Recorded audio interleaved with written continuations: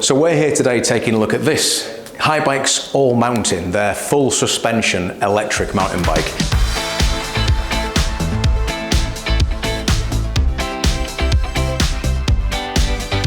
Hi guys, I'm Tim and this is Charlie. Oh, you're right. And we're here at Bikes up in Keswick in Cumbria.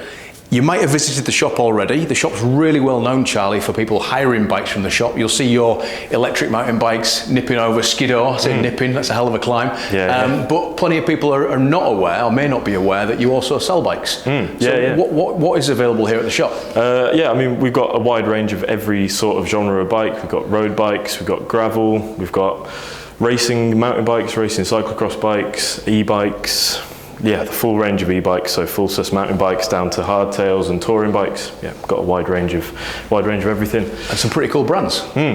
So we've got Mondrakers, we've got Haibike, got Lapierre, we stock Rally, Cannondale. We've got a huge range of different models in.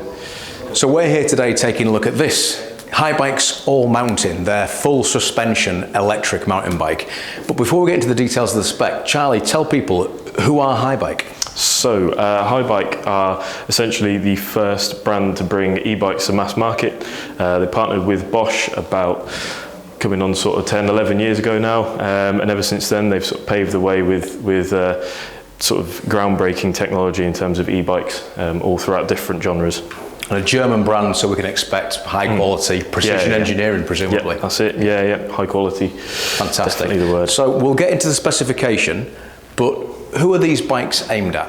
What kind of people are buying these? Yeah, so I mean, with it being a super long travel, about 160 mil front and rear, you're looking at someone who is going to be taking it up the bike parks, multiple laps of a bike park in one day, someone who wants to go and explore sort of huge mountain ranges. I mean, we've got all of them around here. Someone who's commuting to work as well, believe it or not. We have got customers that use these to get to work and back because you can equip them with mud guards, lights, all that sort of thing. Huge range of customers for them. Fantastic, and I can testify, I took one of these myself up Skiddaw yesterday, and that traction you need, that comfort you're looking for, that capability on those descents, definitely. It's a hell of a thing. So let's just walk through the bike then back to front. So talk to me from a group set point of view, what's this bike coming with? Yeah, so this one's equipped with a SRAM NX Eagle group set, so 12 speed. It's on a 1151 cassette, so huge climbing gears. Really easy to replace, really bomb proof, so nice good structure to it. Fantastic. And then just take me through the bike. Yeah, so from there onwards we have the dropper post, which is Haibike's own brand. Does a perfect job. I mean, it's 170 mil drop, so you've got loads of room to play with. We've got a Physic saddle on top.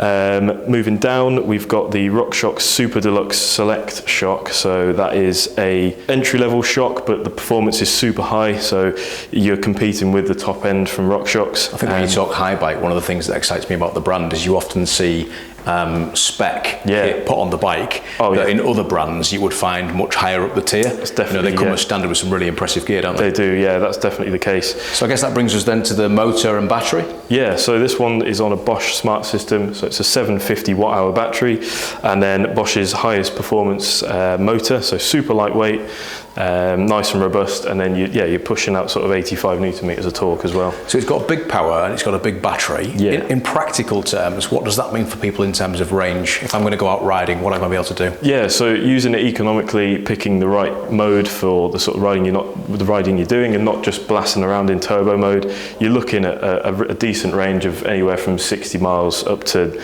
we've had people get about 120 miles out of a charge on one of these. Wow.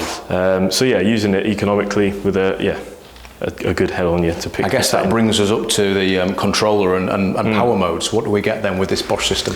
So you've got the Kiox display, the newer version, so you get your readings of maps, you get your heart rate, mileage, calories you've burned. It literally acts like a little Garmin, and then you've got a really intuitive little controller on the left-hand side that shows you what power setting you're in. You can turn your lights on, your walk assist, loads of different controls on it. Fantastic. And then up front, we've got RockShox suspension. Yeah, so on this one, we've got a RockShox Lyric.